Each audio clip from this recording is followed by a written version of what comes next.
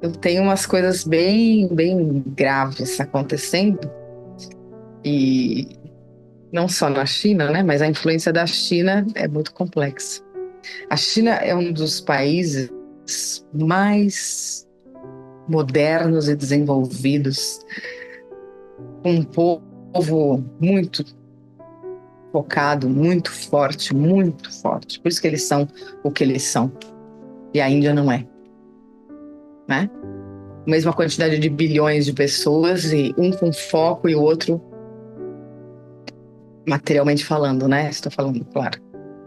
Que a Índia é muito focada em outras coisas. Mas é uma coisa da falta de equilíbrio de uma sociedade. E é isso que a gente tem que ver na nossa sociedade que você está inserido e também naquilo que você vive no seu dia a dia. Então, o chinês, ele, ele vive pro dinheiro, pro trabalho, para aquilo que ele quer conquistar. Ele é muito determinado. E eles conseguem. Só que a parte emocional fica um pouco de lado. Então tem um equilíbrio, né? Tem um desequilíbrio.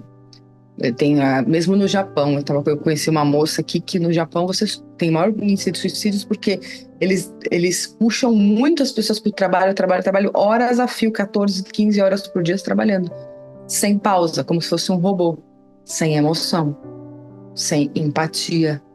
E isso é necessário.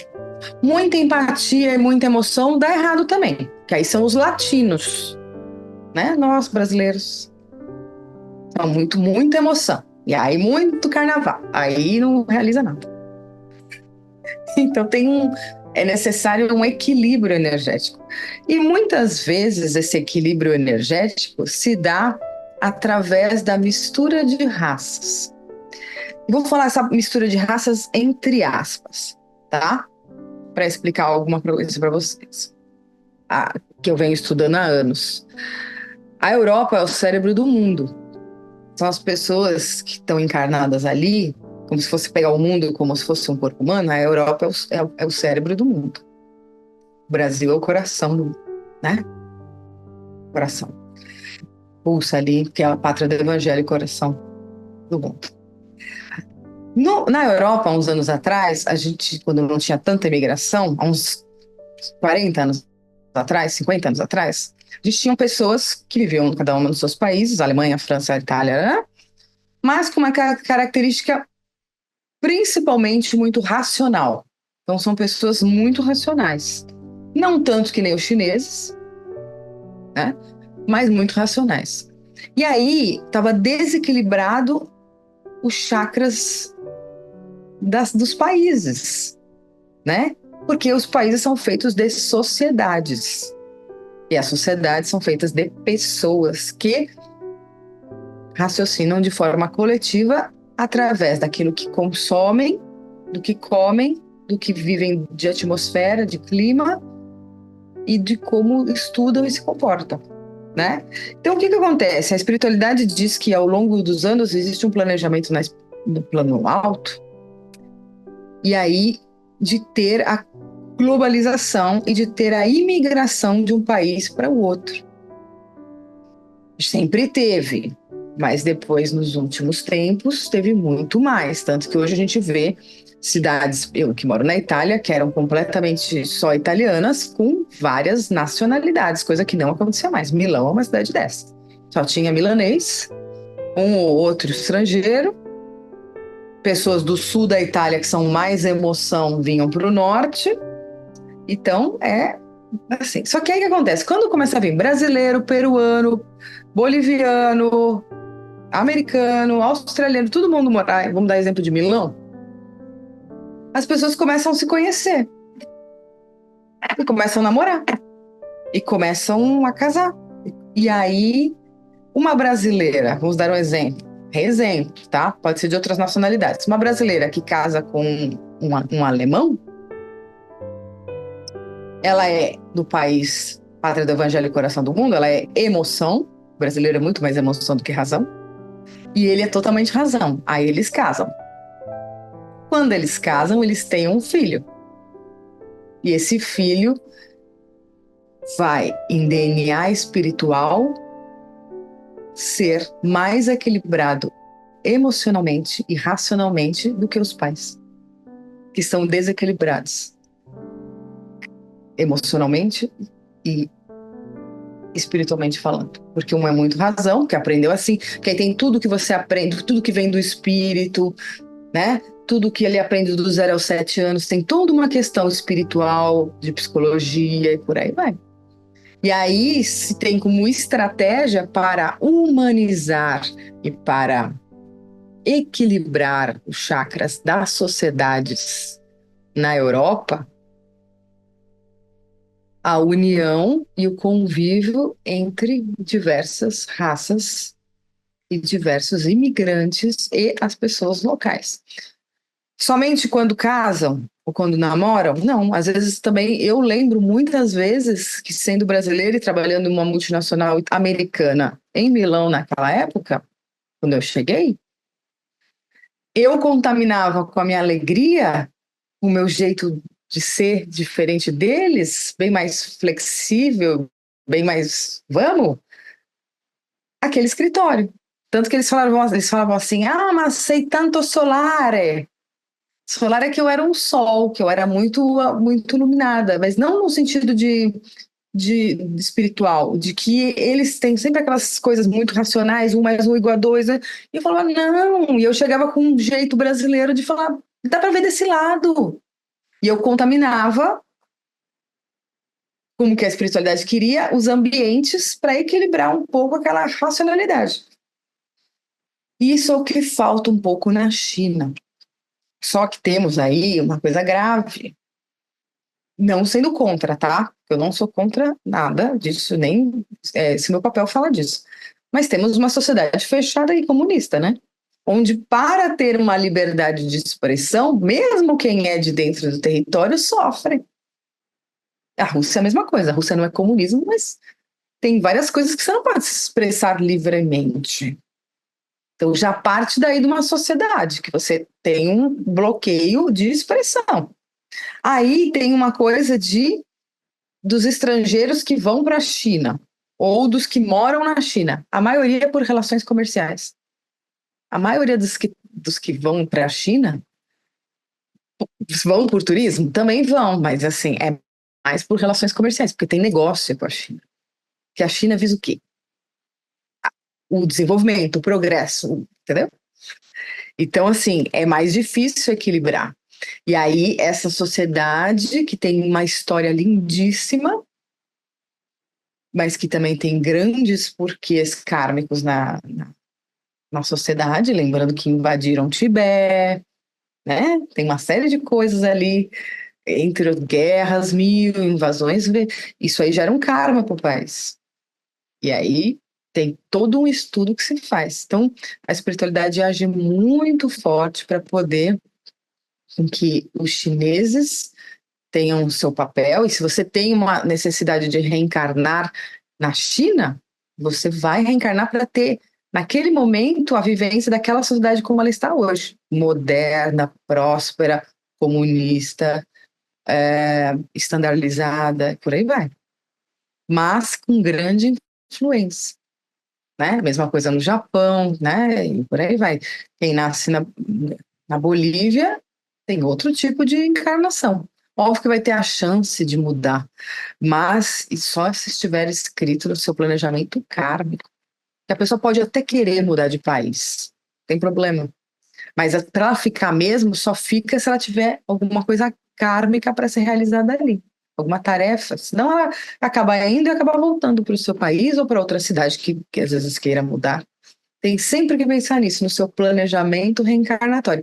E de como as sociedades também ditam regras, e se você se insere dentro de uma sociedade, o ambiente faz o indivíduo. Eu mesmo. Eu sou muito menos brasileira hoje do que eu era com 18 anos. Por quê? Porque a Itália, queira ou não, e agora o mundo, influencia muito no meu modo de ser e de viver, né? Não só na alimentação, que hoje eu prefiro muito mais uma lasanha do que um churrasco. Isso para mim Você quer o quê? Lasanha ou churrasco? O que você sente falta quando você tá lá na Ásia 5 meses comendo a mesma coisa, né? O mesmo noodles de sempre, você não aguenta mais. Eu sinto falta da pizza de Roma e da lasanha de Bolonha. Tipo, não sinto falta disso. Mas isso influenciou. Por quê? Porque aquele ambiente me traduz. Então, há muitos anos. Né? O modo de ser, de algumas coisas. Então, a gente tem que entender isso, né? A Joana Viegas é do Porto e foi para Lisboa.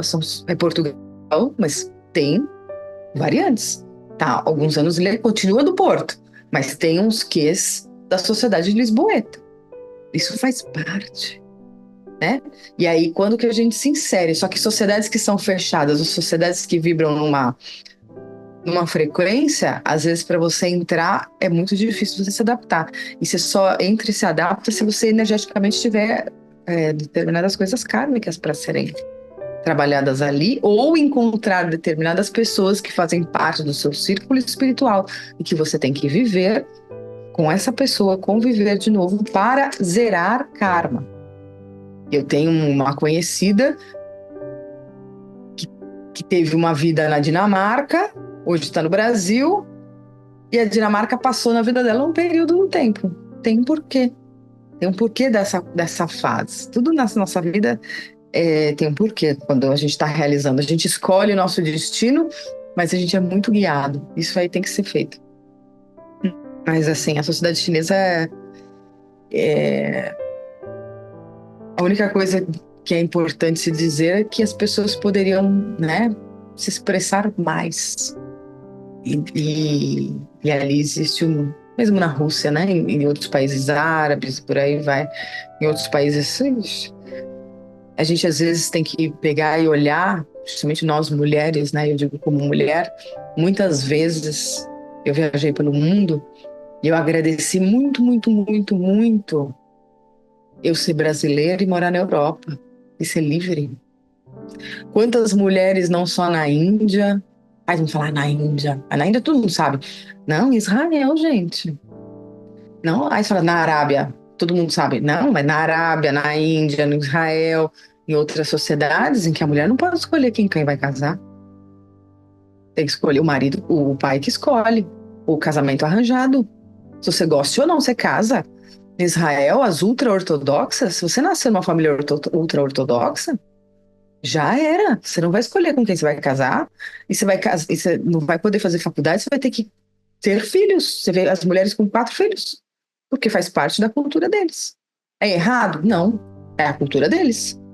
Só que se nasce alguém, que nem uma Carolina, numa sociedade israelense ultra-ortodoxa, você já imaginaram?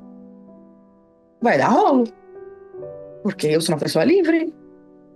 E eu vou querer fazer, vou querer viajar, vou querer fazer faculdade de medicina na Alemanha. E como é que vai fazer? Não pode.